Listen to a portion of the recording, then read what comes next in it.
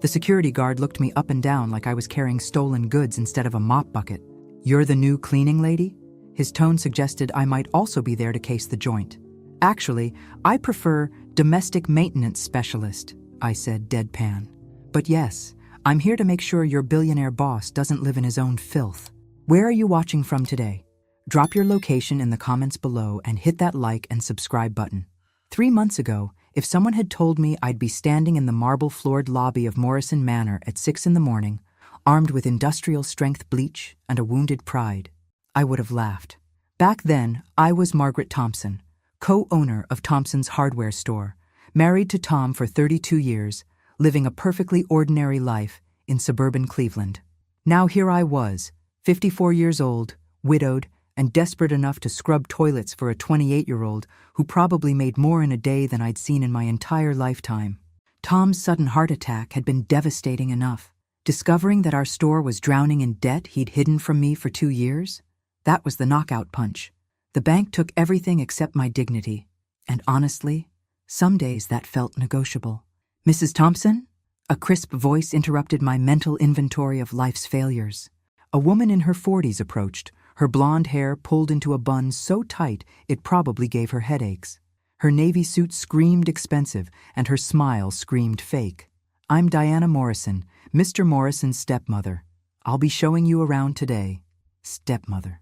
She looked barely older than the billionaire himself. I'd seen this movie before. Young woman marries wealthy older man, gets widowed, inherits everything. Classic. "Thank you for the opportunity, Mrs. Morrison," I said, mustering what was left of my manners.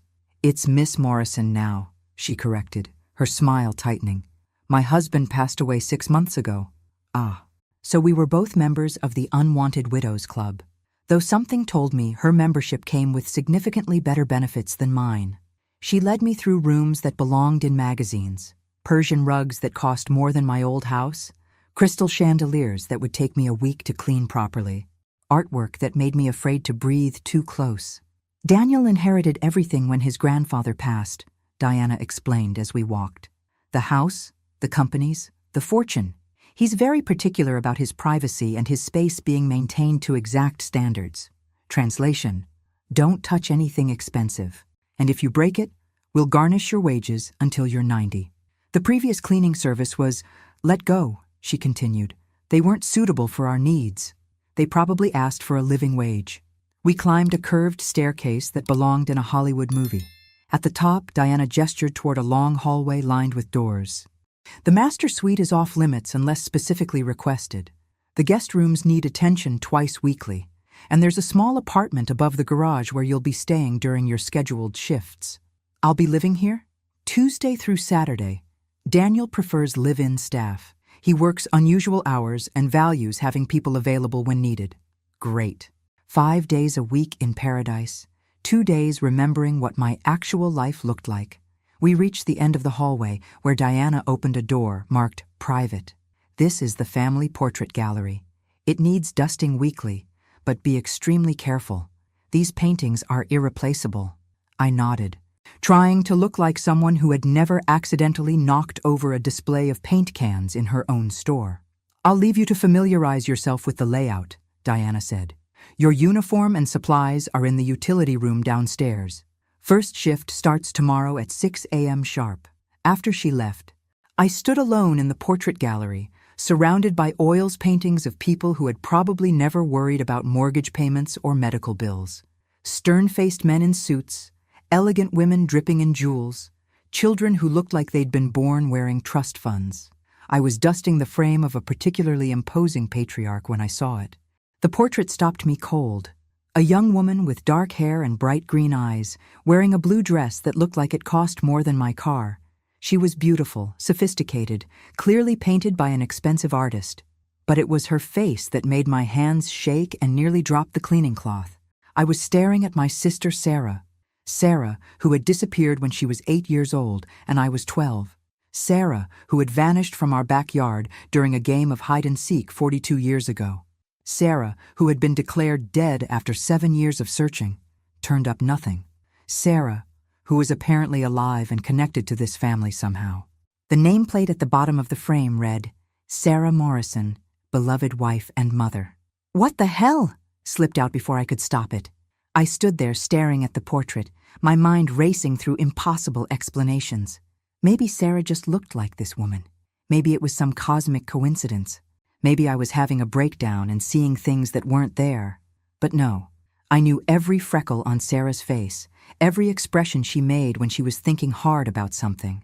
This was my little sister, grown up and gorgeous and wearing jewelry that could feed a small country. Is there a problem? I spun around to find a man standing in the doorway. Tall, dark-haired, with the kind of bone structure that suggested excellent genetics and personal trainers. This had to be Daniel Morrison, the boy billionaire himself. My voice came out as a croak. I cleared my throat and tried again. I was just cleaning the portraits, sir. You're staring at that particular painting like you've seen a ghost. You have no idea. She's very beautiful, I managed. Your wife? My mother. Mother. The word hit me like a physical blow. This man, this stranger who probably bought companies the way normal people bought coffee, was Sarah's son, my nephew. I'm sorry for your loss, I said automatically. His expression darkened. She's not dead. Now I was really confused. But Diana says a lot of things. His tone suggested he and his stepmother weren't exchanging Christmas cards. My mother disappeared 8 years ago. No note, no explanation. She just vanished. 8 years ago. That would make this the second time Sarah had disappeared from someone's life. That must have been devastating, I said carefully. Daniel studied me with eyes that reminded me unnervingly of Sarah's. You look familiar. Have we met before? My heart hammered against my ribs. I don't think so, sir. I would have remembered. Daniel? And yes, you would have. He stepped closer to the portrait. My mother had a sister once, before she met my father. She used to tell me stories about her when I was little. What kind of stories? About growing up poor in Cleveland. About a sister who protected her, who taught her to be brave when their parents fought. His voice softened slightly. She said her sister was the only person who ever made her feel safe. Tears stung my eyes. I had tried so hard to protect Sarah. The night before she disappeared, I'd promised her I'd always keep her safe. I'd failed spectacularly. What was her sister's name? I whispered. Margaret. But everyone called her Maggie. The room tilted sideways. He knew. Somehow, impossibly, my sister had told her son about me. Sir, I need to ask you something, and I know it's going to sound insane. Daniel raised an eyebrow. Try me. I took a deep breath and pointed at the portrait. Why does your mother look exactly like my sister who disappeared 42 years ago? For a moment, Daniel just stared at me. Then he looked at the portrait, then back at me, and I watched his face go pale. What's your full name? He asked quietly. Margaret Thompson, but everyone calls me Maggie. Daniel sank into a nearby chair like his legs had given out. Oh my God. I said, my voice shaking, we need to have a very long conversation. 20 minutes later, we sat in Daniel's study while I tried to process what he'd told me. Sarah hadn't died. She'd been taken. My father found her wandering alone near Pittsburgh when she was 8, Daniel explained. She was scared, dirty, couldn't remember anything about her family. He brought her home and my grandmother took her in. Couldn't remember. Or wouldn't say? The question came out sharper than I'd intended. Daniel paused. What do you mean? I pulled out my phone and showed him a photo I always carried. Sarah and me at a carnival the month before she disappeared. We were sharing cotton candy, both grinning at the camera. Sarah was missing her 2 front teeth. This is my sister, Sarah Thompson. She disappeared from our backyard in Cleveland on July 15th, 1983. She was 8 years old. Daniel stared at the photo for a long time. The resemblance is identical, because it's the same person. I studied his face. Your father didn't find a lost child. Daniel, he took my sister. That's impossible. My father was a good man. He wouldn't what? Wouldn't steal a child and raise her as his own? I kept my voice gentle but firm. Look at the dates. Look at the photo. Look at your mother's face. Daniel was quiet for several minutes, processing. She used to have nightmares when I was growing up. She'd wake up screaming about someone named Maggie. Dad always said they were just anxiety dreams. My heart broke all over again. She was looking for me. The memories started coming back about 10 years ago. She began asking questions about her childhood. about where she came from. Dad got defensive, said the past didn't matter, that we were her real family now. What happened 8 years ago? When she disappeared, Daniel's jaw tightened. She hired a private investigator to look into her past. Found out her real last name might have been Thompson. Dad was furious, said she was being ungrateful, that it would destroy our family if she kept digging. And then she vanished. 3 days later, his voice was barely audible. I always wondered if Dad had something to do with it, but I could never prove anything. The pieces clicked into place with sickening clarity. Your father took her once before when she got too close to remembering. What makes you think he wouldn't do it again? Because he's dead. Daniel looked up at me. He died 6 months ago. Natural causes. But Diana's still here. Something flickered in his eyes. Diana hated my mother. Always saw her as competition for Dad's affection. When Mom disappeared, Diana was the one who convinced everyone to stop looking. Said Mom had probably run off with another man. You didn't believe that. Mom loved Dad despite everything. She would never have just left without telling me goodbye. He stood up abruptly. There's something I need to show you. He led me to a wall safe hidden behind another painting. Inside were documents, photographs, and what looked like a private investigator's report. Mom left these for me before she disappeared. I think she knew something was going to happen.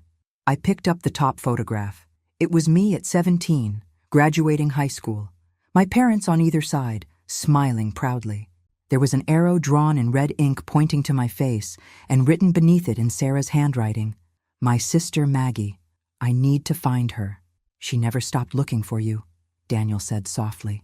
I looked through the other photos, pictures of our old neighborhood, our parents' graves, even a recent photo of me standing outside Thompson's hardware store. My sister had found me years ago, but something had prevented her from making contact. The private investigator's report, I said, picking up the thick folder. What did he find? Enough to get him killed. I looked up sharply. What? Car accident. 3 days after Mom disappeared. The police said it was suspicious, but couldn't prove anything. A chill ran down my spine. Who else knew about this investigation? Just Mom, the investigator, and Diana. We looked at each other as the implications sank in. If Sarah had discovered the truth about her kidnapping, and if Diana had known about it, then Sarah's disappearance might not have been voluntary at all. Daniel, I said quietly, I think your mother might be in serious danger. The next morning, I was elbow-deep in bathroom tiles that probably cost more than most people's cars when Diana appeared in the doorway like a perfectly coiffed storm cloud. Mrs. Thompson, I need to speak with you. Her tone suggested I was about to be fired, arrested, or possibly both. I straightened up, still holding my scrub brush like a weapon. Of course, Miss Morrison. I understand you've been asking questions about family matters. News traveled fast in the Billionaire mansion. Daniel was showing me the portrait gallery. I was curious about the paintings. Curiosity is dangerous in this house. Diana stepped into the bathroom, effectively trapping me between her and the marble wall. The Morrison family values privacy above all else. I'm just here to clean, ma'am. Are you? Her smile was arctic. Because I've done some checking on you, Margaret Thompson. Hardware store owner from Cleveland. Recently widowed, recently bankrupted. Recently desperate. Each word felt like a slap. I don't understand what you're getting at. I think you do. You're here under false pretenses, aren't you? This isn't about needing work. This is about Sarah. My blood turned to ice. I don't know what you mean. Drop the act. You're her sister. Diana's mask finally slipped, revealing something cold and calculating underneath. Did you really think you could waltz in here and start asking questions without me noticing? I set down the scrub brush and faced her squarely. And what if I am? Then you need to understand something very clearly. Diana moved closer, lowering her voice. Sarah is gone. She's not coming back. And if you're smart, you'll stop digging into things that don't concern you. Where is she? Diana laughed, but there was no humor in it. Dead for all I care. She was nothing but trouble from the day James brought her home. Always asking questions, always wanting more than she deserved. James took her. He kidnapped an 8-year-old child. James saved her from a life of poverty and neglect. He gave her everything: education, opportunities, luxury. And how did she repay him? By hiring investigators, by trying to destroy his reputation, by trying to find her real family. Her real family was here. We were all she needed. Diana's composure cracked slightly. But it was never enough for precious Sarah. She always wanted more, always thought she deserved better. She deserved the truth. The truth? Diana's voice rose. The truth is that Sarah was ungrateful and selfish. James loved her like his own daughter, and she threw it back in his face. By wanting to know where she came from? By threatening to go public with her delusional theories about being kidnapped. Do you have any idea what that would have done to James's reputation? To his business? So that was it. Sarah hadn't just disappeared. She'd been silenced to protect the Morrison family name. Where is she, Diana? I told you, dead. But you don't know for sure, do you? I watched her face carefully. Because if you knew for certain, you wouldn't be so worried about me being here. Diana's eyes narrowed dangerously. You're playing a very dangerous game, Mrs. Thompson. And you're threatening me. I'm giving you friendly advice. Sarah learned the hard way what happens to people who ask too many questions. The bathroom door suddenly swung open. Daniel stood there, his face dark with anger. Diana, what are you doing? Just welcoming our new employee, Diana said smoothly, her mask sliding back into place, making sure she understands how things work here. I heard voices, raised voices. Mrs. Thompson was asking about the family history. I was explaining our preference for privacy. Daniel looked between us, clearly not buying Diana's explanation. Mrs. Thompson, are you all right?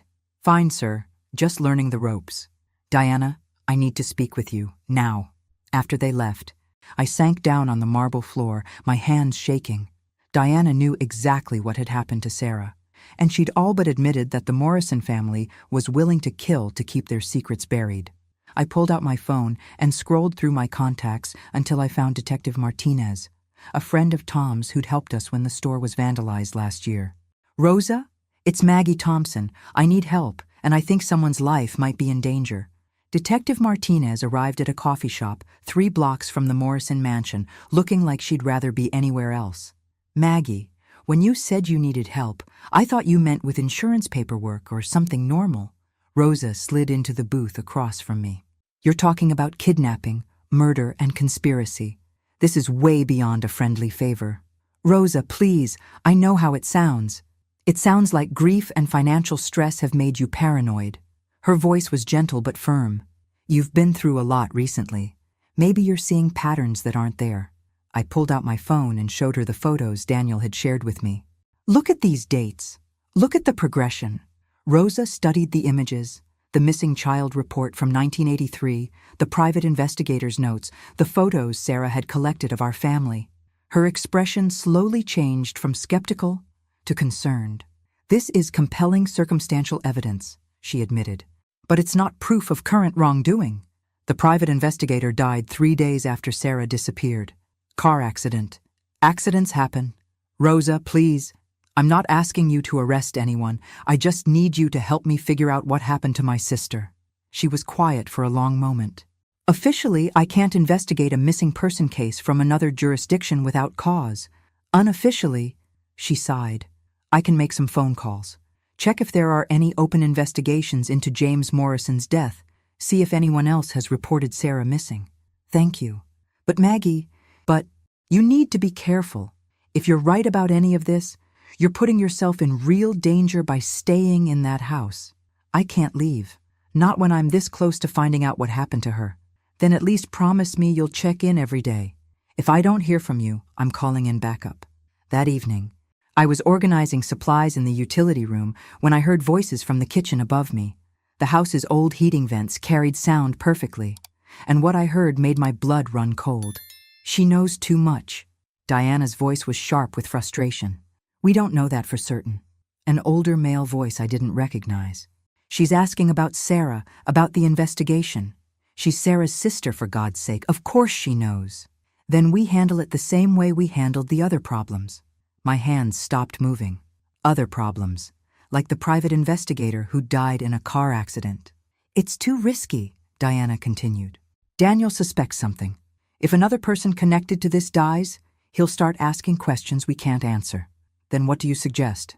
We move Sarah. Tonight. Somewhere she can never be found. My sister was alive. Diana had been lying when she said Sarah was dead. But for how long? The facility in Canada is secure, the male voice said. Once she's there, it won't matter what anyone suspects. Facility. They were talking about some kind of institution. And if she talks, if she tells someone the truth, she's been heavily medicated for years. No one believes the ravings of a mental patient. Mental patient. They'd had my sister committed to keep her quiet. Fine. Make the arrangements. Diana's voice was moving away. But if this goes wrong, if Daniel finds out what really happened, Daniel will never find out. Neither will the sister. Some secrets are worth protecting at any cost. I waited until the voices faded, then crept upstairs. The kitchen was empty, but I could hear Diana talking on the phone in another room. Yes, tonight. Transfer the patient to the Canadian facility immediately. No, there can't be any record of the move. Destroy all documentation. I had maybe 6 hours before they moved Sarah to someplace I might never find her. 6 hours to save my sister and get justice for everything the Morrison family had done. I pulled out my phone and called Detective Martinez. Rosa, it's an emergency. I need backup, and I need it now. But as I was talking, I heard footsteps behind me. I turned to find Daniel standing in the doorway, his face pale with shock. I heard everything, he whispered. My God, Maggie, what have they done to her? Daniel grabbed my arm, his eyes wild with panic and rage. They've had her locked away for 8 years? My own mother? Daniel, we need to stay calm, I whispered, glancing toward the hallway where Diana might return. If they suspect we know, calm. They've been drugging her, keeping her prisoner, and I've been living here like nothing happened. His voice cracked. All those times I wondered if she was dead, and she was just trapped. The sound of Diana's heels clicking on marble echoed from the foyer. Daniel straightened, schooling his features into a mask of casual indifference, a skill he'd clearly learned living with vipers. Mrs. Thompson? Everything all right? Diana appeared, her radar for family discord finely tuned. Just discussing tomorrow's schedule, Daniel replied smoothly. I need the library cleaned early. Business meeting at 10. Diana's eyes narrowed slightly, but she nodded. Of course, Mrs. Thompson, you should retire early tonight, long day tomorrow. Translation. Stay in your room and mind your own business while we destroy evidence and relocate your sister. Yes, ma'am. Good night. I headed toward the staff quarters, my phone burning a hole in my pocket. Rosa was on her way, but even with police backup, we needed to know exactly where Sarah was being held before they moved her. In my small room above the garage, I paced like a caged animal. Every minute that passed was another minute closer to losing Sarah forever. I'd already lost her once to these people. I wouldn't let it happen again. A soft knock on my door made me freeze. Mrs. Thompson, it's Daniel. I opened the door to find him holding a manila folder. I went through Dad's office, found this hidden in his safe. The folder contained medical records from Pine Haven Private Treatment Facility, 2 hours north of Cleveland. Sarah Morrison, patient 14471, admitted 8 years ago for severe dissociative disorder and delusional thinking. Treatment included heavy sedation and isolation therapy. Isolation therapy, I muttered, my hands shaking with rage. They've been torturing her. There are financial records, too. Dad's been paying them $200,000 a year to keep her quiet. And Diana's been in charge of those payments since your father died. Daniel nodded grimly. She has power of attorney over all Dad's medical decisions. Legally, she can authorize Sarah's transfer anywhere she wants. Not if Sarah's competent to make her own decisions. After 8 years of drugs and isolation? Maggie, we don't know what state she's in. I stared at the medical records, noting the medications they'd been forcing on my sister.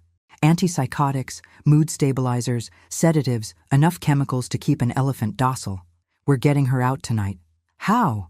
Even if we reach the facility, Diana's already arranged the transfer. By the time we get there, Sarah could be on her way to Canada. Then we intercept the transport. Daniel stared at me. You're talking about kidnapping.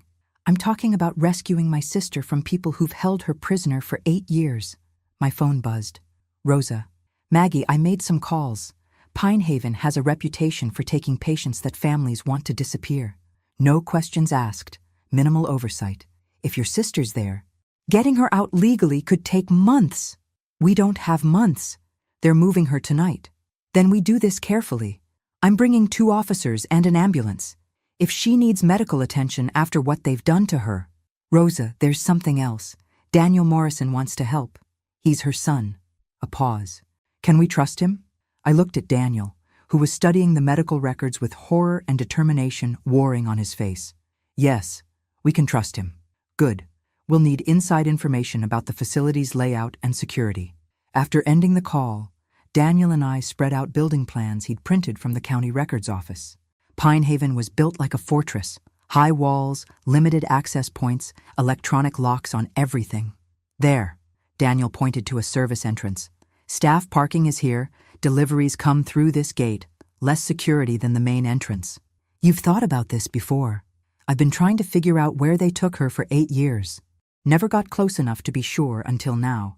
Daniel, once we do this, there's no going back. Diana will know you're involved.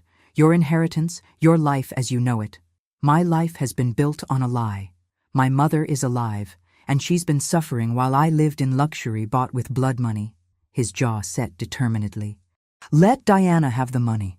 I want my mother back. At midnight, we met Rosa and her team at a diner 5 miles from Pine Haven. The officers looked skeptical about our plan, but Rosa had apparently vouched for my sanity. Security changes shifts at 2 a.m., Daniel explained. That's our window. Skeleton crew for 30 minutes while they do handover. What about cameras? I can loop the feed from the security office. Dad invested in the facility years ago. I have administrative access to their systems. Rosa raised an eyebrow. Convenient. Dad liked to keep tabs on his investments, especially ones holding family secrets. The service entrance to Pine Haven looked like something from a horror movie. High concrete walls topped with razor wire, security cameras every 20 feet, and floodlights that could illuminate a football stadium. Cheerful place, I muttered, pulling on the scrubs Rosa had provided. Really screams healing environment. Daniel was already working on his laptop, fingers flying over the keyboard. Security systems older than I expected. Good news for us. How's it good news that they're running a prison with outdated security? Easier to hack. And his screen filled with camera feeds. Got it. I can give us a 20-minute blind spot. Rosa checked her weapon for the 3rd time. Remember, we go in quiet. Find Sarah Thompson Morrison and get out. No heroics, no confrontations with staff unless absolutely necessary. What if she doesn't remember me? The question had been eating at me for hours. 8 years of drugs and isolation. What if she doesn't know who I am? Then we remind her, Daniel said quietly. Whatever it takes. At 2:15 a.m., we moved. The service entrance yielded to Rosa's lockpicks faster than I'd expected. Apparently, all those years married to a cop had taught her more than just how to make coffee and tolerate shift work. Inside, Pine Haven was worse than the outside suggested. Sterile white halls lit by harsh fluorescent bulbs. The smell of disinfectant couldn't quite cover underlying odors of human misery and pharmaceutical desperation. Patient rooms are on the 3rd floor, Daniel whispered, consulting the building plans on his phone. Sarah's in room 347. We climbed the stairs in silence, every footstep echoing like gunshots in my ears. At the 3rd floor landing, Rosa held up a hand. 2 nurses at the station. They look awake. Through the door's window, I could see them. One filing paperwork, the other reading a magazine. Both within sight of the elevator and main hallway. Fire stairs at the other end of the building, I suggested. Too far. We'd have to pass 6 other rooms, and some of these patients might not be as medicated as Sarah. Daniel was studying his phone again. There's a supply closet 15 feet down the hall. If I trigger a false alarm in the east wing, they'll investigate, leaving this area unguarded, Rosa finished. Do it. 30 seconds later, an ear-splitting shriek echoed from the far end of the building. Both nurses grabbed flashlights and hurried toward the sound, leaving their station unmanned. We moved quickly down the hallway, passing doors marked with numbers and names that represented someone's broken child, lost parent, or discarded family member. Room 343, 345, 347. The door was locked, but Rosa made quick work of it. Inside, my heart nearly stopped. A small figure lay on a narrow bed. So thin and pale I almost didn't recognize her. Sarah's beautiful dark hair had been shorn short, and her face was gaunt, aged beyond her actual 46 years. But it was her, my baby sister. Sarah? I whispered, approaching the bed slowly. Her eyes opened, unfocused and glazed from medication. She looked at me without recognition, then at Daniel, then back to me. "Time for pills?" she asked in a voice like broken glass. "No, sweetheart, no more pills." I sat on the edge of the bed, my heart breaking. "Sarah, it's me. It's Maggie." Something flickered in her eyes. "Maggie's dead. They told me Maggie died in a car accident." The cruelty of it hit me like a physical blow. They'd told her I was dead to prevent her from hoping, from trying to reach out. "I'm not dead, Sarah. I'm here. I found you. You're not real." She turned her face away. "Nothing's real anymore." Daniel stepped forward, his voice gentle. "Mom, it's Daniel, your son. We're here to take you home." Sarah's head turned back, studying Daniel's face with growing awareness. "Danny, my Danny." "Yes, Mom, it's me. But you're supposed to be at school. Diana said you were at boarding school and couldn't visit because I was too sick." Another lie. Another cruelty designed to isolate and break her spirit. "I'm not at school anymore." "Mom, I grew up, and I've been looking for you." Sarah struggled to sit up, and I could see the toll 8 years had taken. Her hands shook constantly, a side effect of long-term antipsychotic use. Her movements were slow, uncertain. "This isn't real," she repeated, but with less conviction. They said everyone I remembered was dead or didn't want me anymore." "All lies," I said firmly. "Sarah, do you remember when we were kids? You used to have nightmares about the monster in your closet, and I'd sleep on your floor to protect you? Maggie would sing to me," she whispered. "Some song about mockingbirds." "Hush, little baby. Don't say a word," I began singing softly. "Maggie's gonna buy you a mockingbird." Sarah's eyes filled with tears. Real recognition dawned in her face for the first time. "Maggie? My Maggie?" "Yes, baby girl. Your Maggie." The alarm down the hall suddenly stopped, and we heard voices approaching. "Time to go," Rosa said urgently. But as we helped Sarah stand, her legs buckled. 8 years of sedation and minimal movement had left her weak as a kitten. "Can you walk?" Daniel asked. I don't know." Footsteps echoed in the hallway, getting closer. "Wheelchair," Rosa said, grabbing one from the corner of the room. "Daniel, can you carry her?" As Daniel lifted his mother, Sarah looked at me with sudden panic. "Maggie, they'll hurt you if they find you here. Diana said terrible things would happen to anyone who tried to help me." "Let me worry about Diana," I said grimly. We'd made it halfway to the fire exit when the lights blazed on and a voice boomed through the intercom. "Security breach in Sector 7. All units respond immediately."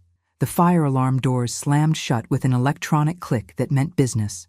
"Well, that's not good," I observed, watching Daniel frantically swipe his access card against the reader. "Please tell me you have a plan B." "Working on it," he muttered, fingers flying over his phone. "The system's in lockdown mode. I need to find another way to—" Heavy footsteps thundered up the main stairwell.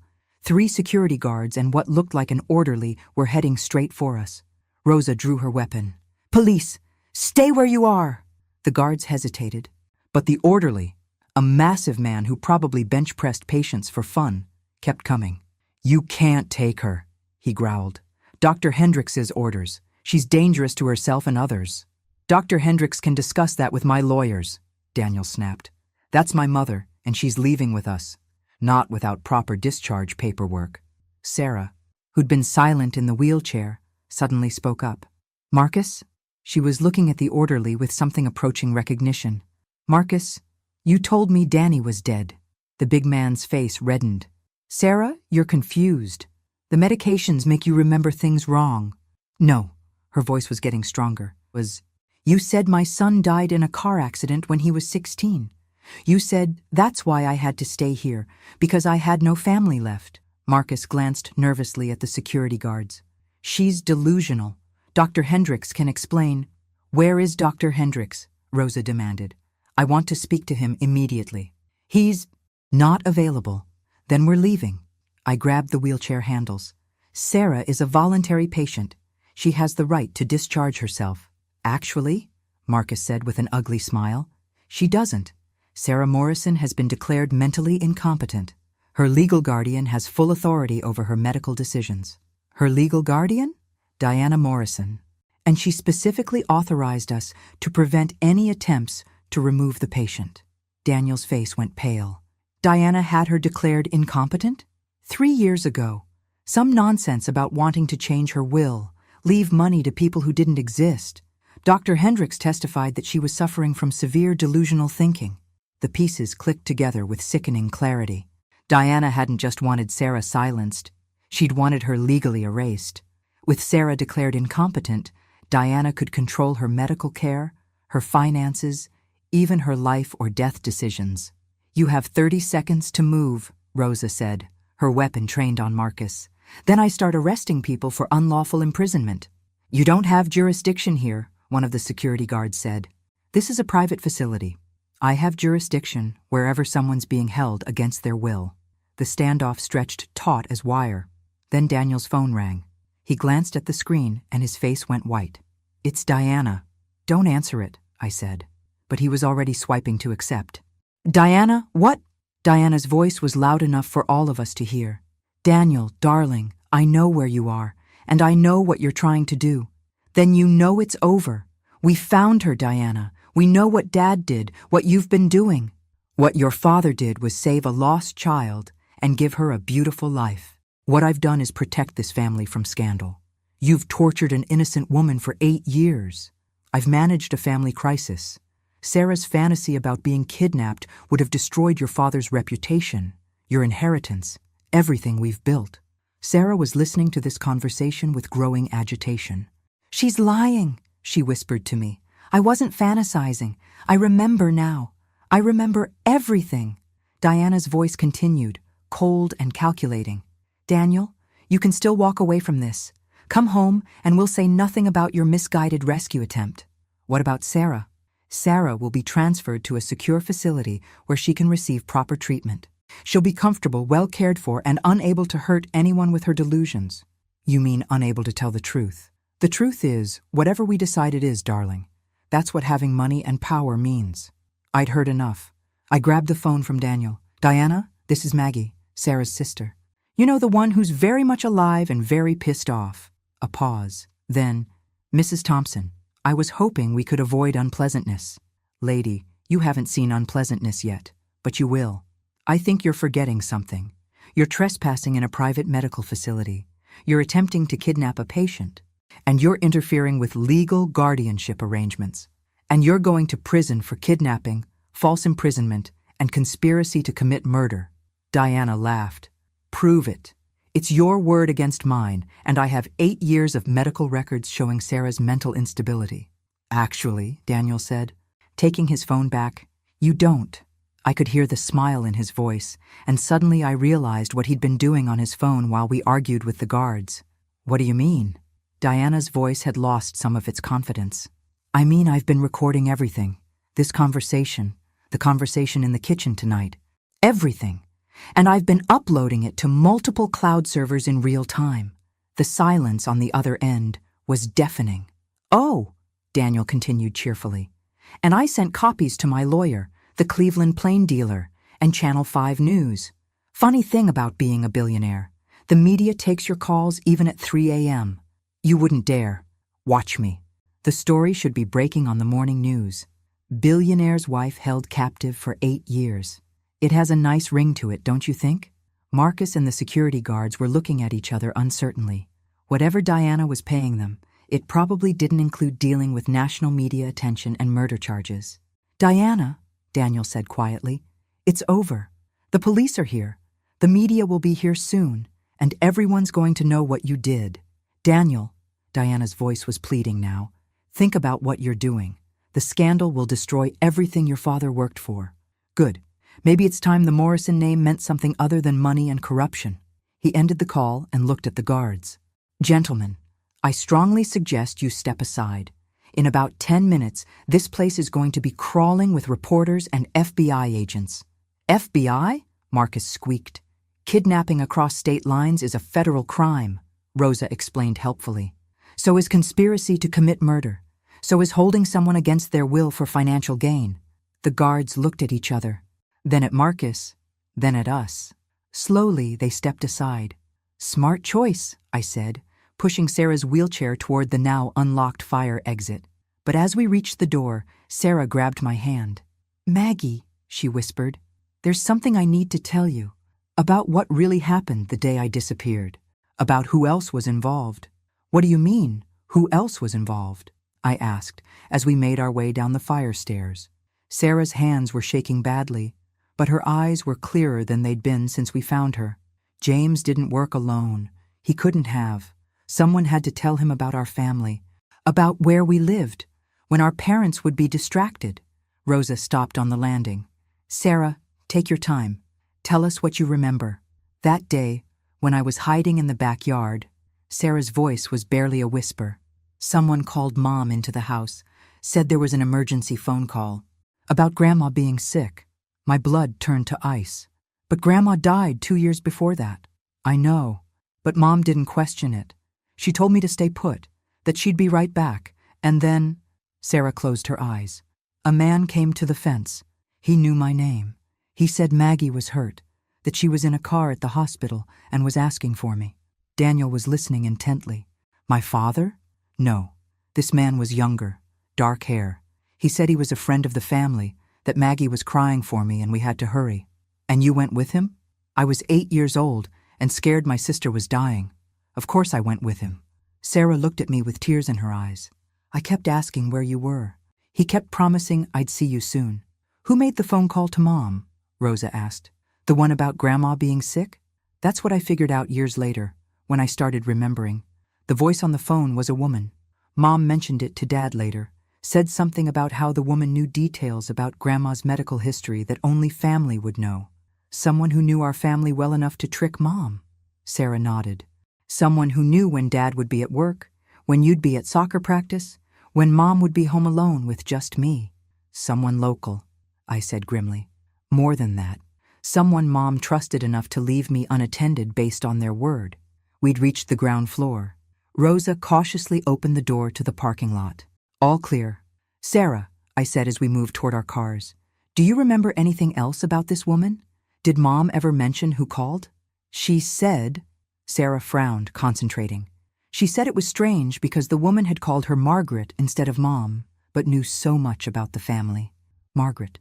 Only a few people outside immediate family called our mother by her full name.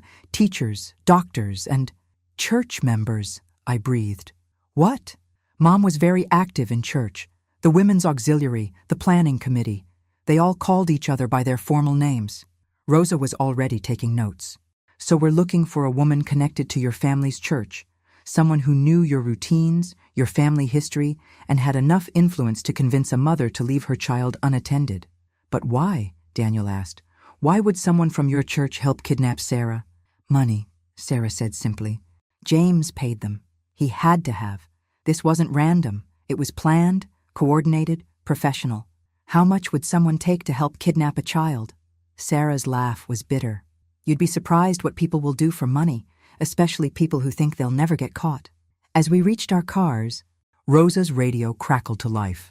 "Martinez, what's your status?" "Package secured and en route. Situation under control." "Copy that. Be advised, we have federal agents requesting updates on the Morrison case. Looks like this is going bigger than expected." Sarah looked at Daniel with concern. "Are you ready for this? Once this story breaks, your life is going to change completely." "It already has," Daniel said. 8 years too late, but it has. The Morrison family will come after you with everything they have.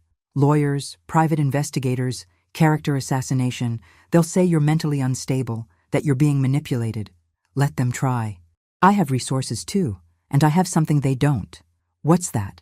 The truth. As we drove away from Pine Haven, I watched the building shrink in my mirrors and tried to process everything that had happened. 42 years after losing my sister, I'd found her. But finding her and saving her were two different things. "Maggie!" Sarah's voice was small from the back seat. "What if I can't get better? What if 8 years of drugs and isolation have damaged me permanently?" I reached back and took her hand. "Then we'll deal with that together. But Sarah, you're stronger than they think. You survived 8 years of hell and still remembered who you were. Still remembered me. That's not damage. That's proof of how strong you really are. I want to go home." "Where's home for you?" She was quiet for a long moment. I don't know anymore. The house I grew up in with James is full of lies. The house we lived in as children is gone. I don't know where I belong. You belong wherever you're loved, Daniel said from the front seat. And you're loved by me and by Maggie. Everything else we can figure out. My phone rang. Rosa. Maggie, we have a problem. Pine Haven is claiming Sarah was taken against her will by armed intruders. They're filing kidnapping charges against all of us. On whose authority? Diana Morrison's. She's claiming we've kidnapped a mentally incompetent woman and interfered with her medical treatment. What about the recordings Daniel made? They'll help. But Diana's lawyers are arguing that Sarah was coerced into those statements while under emotional duress. I looked at Sarah in the rearview mirror. After everything she'd been through, she was about to be dragged through a legal nightmare that could last years. Rosa, what do we need to prove Sarah's competence? Independent psychiatric evaluation, evidence that she's been held against her will, and proof that Diana's guardianship was obtained fraudulently. How long will that take? Months, maybe years. We don't have months. Diana will have Sarah back in an institution within days. Then we need to find proof of the original conspiracy. The woman who made the phone call, evidence of payment, something that shows this was a planned kidnapping from the beginning. I thought about what Sarah had remembered, a woman from our church, someone who knew our family well enough to manipulate Mom. Sarah, what was the name of our church? The one Mom was so active in? St. Matthew's Lutheran. Why? Because, I said, making a U-turn, we're about to pay some very old friends a visit.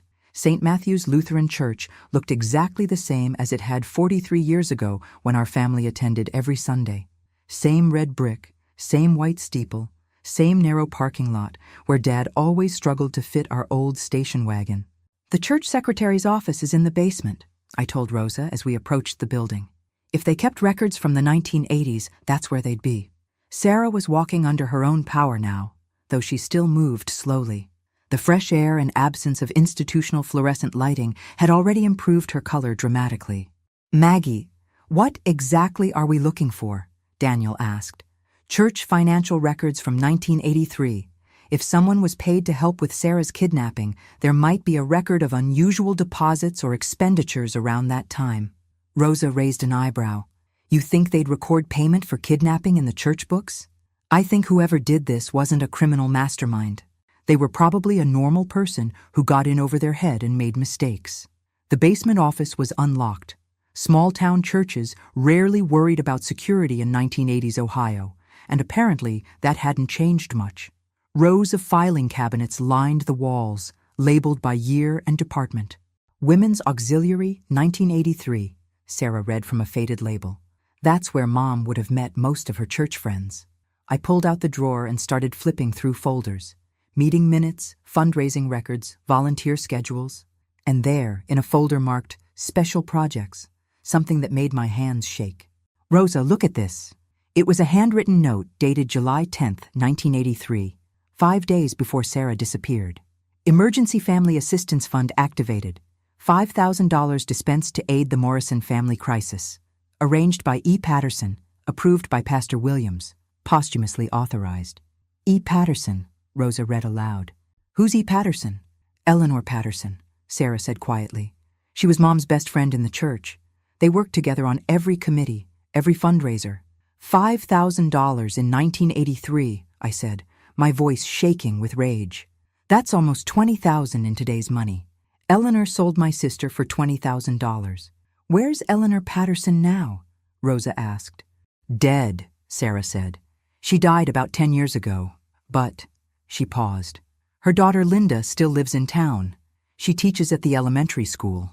The same Linda Patterson I went to high school with? I asked. The same one. And Maggie. There's something else.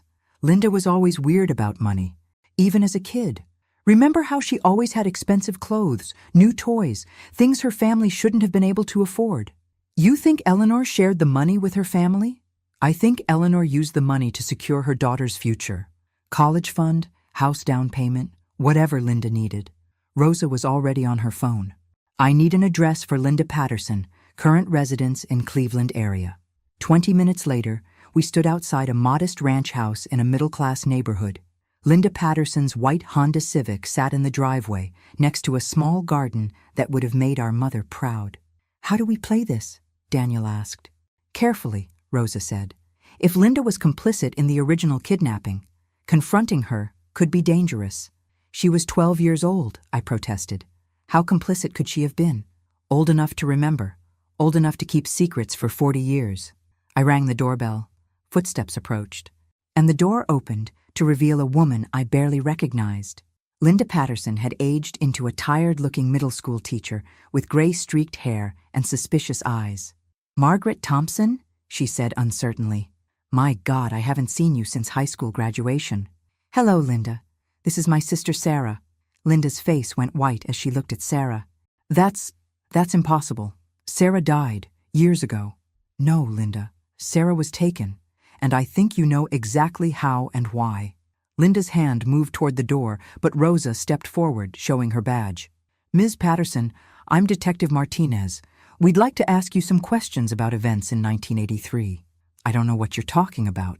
"We found the church records." "Linda," I said quietly, "the emergency fund, your mother's signature on the authorization." Linda's composure cracked completely. She told me it was to help a family in crisis, that someone needed money for medical bills. "And you believed her?" "I was 12 years old. When my mother said we were helping people, I believed her." "But you figured it out eventually," Sarah said, speaking for the first time. "When did you realize what really happened?"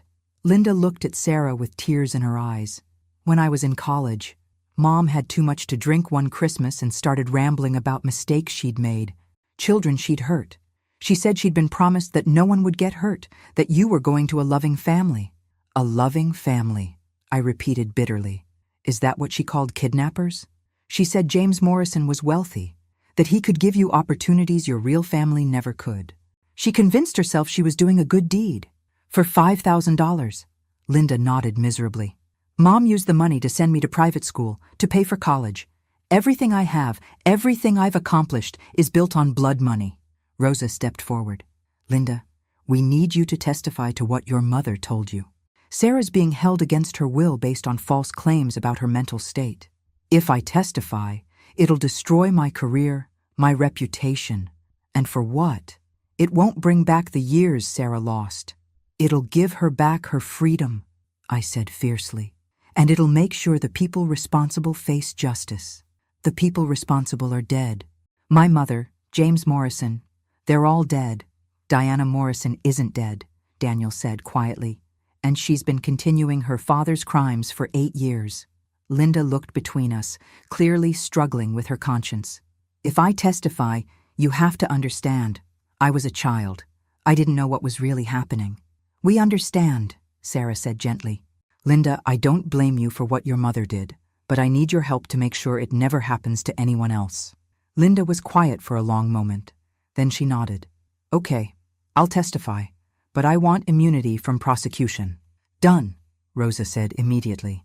As we walked back to our cars, Sarah grabbed my hand. "Maggie, is it really over?" "Almost," I said. "We still have to deal with Diana's legal challenges, the media circus, all of that. But the truth is out now. Diana can't hide behind lies anymore. What happens to Daniel, to his inheritance?" I looked at Daniel, who was talking quietly with Rosa about next steps. "I think Daniel's going to be just fine. He's got something worth more than money, integrity. And what about us? What happens to our family now?" I squeezed her hand. "Now we get to find out who we are when we're not victims or survivors. We get to just be sisters again." My phone rang. It was Detective Martinez. "Maggie, turn on Channel 5. The story's breaking now." I found a news app on my phone and clicked on the live stream. A perfectly coiffed anchor was speaking directly into the camera. "Good morning. I'm reporting on a breaking story out of Cleveland involving allegations of kidnapping, false imprisonment, and a decades-long conspiracy involving one of Ohio's wealthiest families." As the reporter continued, detailing the evidence we'd uncovered and Linda's forthcoming testimony, I realized this was really happening. After 42 years, the truth was finally coming out. "And in related news," the anchor continued, "Diana Morrison was arrested early this morning on charges of kidnapping, false imprisonment, and conspiracy. She's being held without bail pending a federal investigation into the Morrison family's business practices. Sarah started crying. Not tears of sadness, but tears of relief. It's really over, she whispered. Yes, I said, putting my arms around her. It's really over, and we're really free. 6 months later, I stood in the kitchen of our new house, a modest place we'd bought together with money from the settlement Daniel had insisted we accept. Sarah was making coffee, her hands steady now that she'd been off the psychiatric medications for months. Maggie, she said, do you think we'll ever be normal? I laughed. Sarah, we were never normal. We're sisters who found each other across 42 years, time zones, and more trauma than most people see in a lifetime. Normal is overrated. What's not overrated? Family, I said simply. Love. The truth. Those things are priceless. She smiled, the first real smile I'd seen from her since we were children. Maggie? Yeah? Thank you for never giving up on me. Thank you for staying alive long enough for me to find you. Outside, Daniel's car pulled into the driveway. He came for dinner every Sunday now, a tradition we'd started to rebuild the family bonds that lies and money had nearly destroyed. Aunt Maggie, he called out as he came through the door. Mom, something amazing happened today. What's that? Sarah asked, hugging her son. The Morrison Foundation's first shelter for missing children opened this morning. 40 beds, fully staffed, state-of-the-art facilities. His smile was radiant. It's called Sarah's House. I felt tears prick my eyes. From hardware store owner to kidnapping victim to billionaire's aunt to survivor, my life had taken turns I never could have imagined. But sitting in this kitchen with my sister and nephew, all of us free and safe and together, I realized something important. Sometimes the best revenge isn't revenge at all. Sometimes it's just living well. And we were finally, truly living. Thanks for listening. Don't forget to subscribe and feel free to share your story in the comments. Your voice matters.